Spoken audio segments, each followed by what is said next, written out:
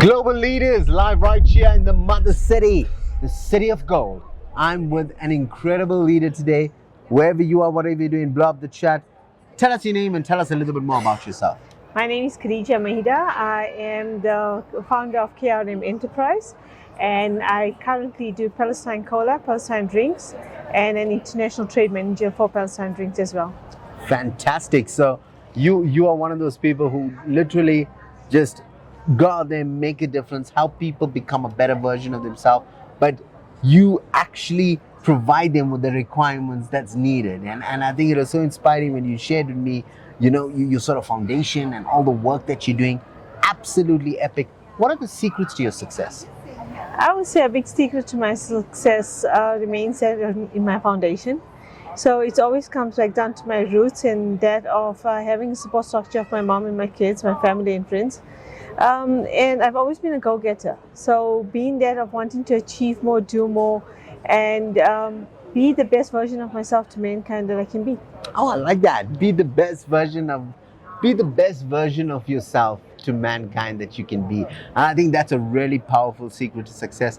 Now, KHADIJA, let's dig a little bit into it. You spoke about your foundation, you spoke about the great work that you're doing. Let's share that with the people. What are you currently working on and how can people get involved? So what I'm currently working on is Palestine Drinks Africa. Palestine Drinks Africa is a competitive product that has taken Europe by storm. It took over 35% market share from that of Coca-Cola and Pepsi when they launched over a year ago. And we brought it into South Africa with the opportunity to see how it goes. And thanks to God, it's going very well right now. It's an opportunity for the conscious consumer to actually have a brand that is not supporting that of providing bullets, if I can put it that way, to that of genocide. So it's indirectly supporting a cause, it's supporting that of Palestinian people, and a part of my proceeds also go back to local and international aid as well. I love that. I think what you've just done with this entire concept is phenomenal because you're giving people an option. Yes. And I mean, many years, it's always just been Coca Pepsi, and now you've brought something new to the forefront. What is the name?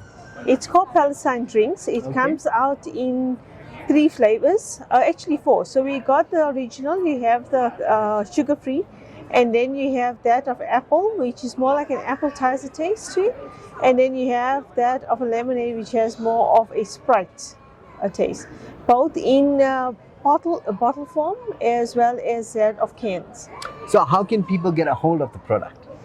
Well, you can contact us directly via our website, which is www.palestinedrinksafrica.co.za, or you can dial us on 082-773-9556 or 082-888-1440, and we'll be happy to take your calls, or alternately just WhatsApp or email us at info@palestinedrinks.co.za. So if there's people out there who would love to become,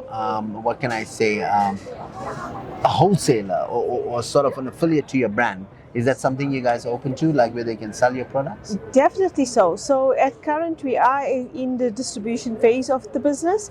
So it's actually our first phase, and we are very actively having major discussions with major retail outlets, and that of smaller wholesalers and cash and carries as well, South Africa and Africa. So if you have a shop or if you have a restaurant, hotel, I think the list goes on. There's so many. Schools, universities, vending machines as well. Yeah, this is the lady to contact, and I'm pretty sure she's going to make you a nice, good price if you tell her that you watched her interview. But KHADIJA, I know there's also a lot of people who's watching this who'd love to donate. I know you have a foundation. Would you mind enlightening us a little bit more about that? So what happens is when you purchase a can or you purchase a bottle of Palestine Cola, 50% of the proceeds go back to Palestine. It doesn't go back in that of financial aid of money being given directly, because the Israelis love to tax. So if I'm giving you something like $200,000, if you're lucky to get 50,000, it would be a big thing.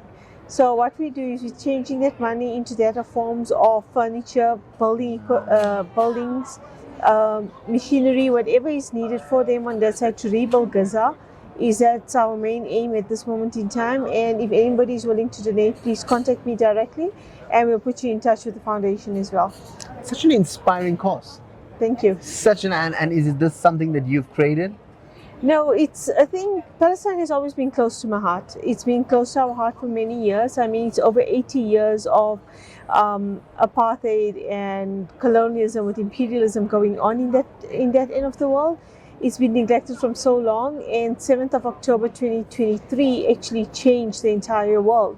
The entire world became Palestine. People became more aware, started reading more about what's been going on. I mean, the suffering there is nothing compared to what we have done in South Africa, what we've been through in apartheid.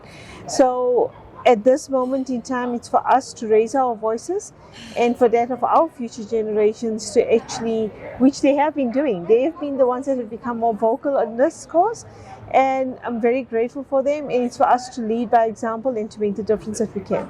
Well, it's interesting you mentioned that, because for the first time ever in the last couple of months, we've seen people stand together. We've seen people come together for Palestine and actually support a worthy cause. And from all of us, we'd like to wish you all the best on what you're doing. Any final words to everybody out there? My final words to anyone out there is that please read up on Palestine. Please raise your voices for that, not just for Palestine. There's Congo, there's Sudan, there's so many African countries. We need to get into this of imperialism and that of colonialism happening.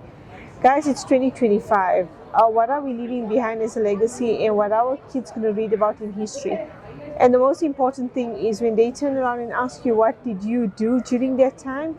You can actually stand up and say, I stood forward, raised my voice, and asked for a liberated, free Palestine. Wow.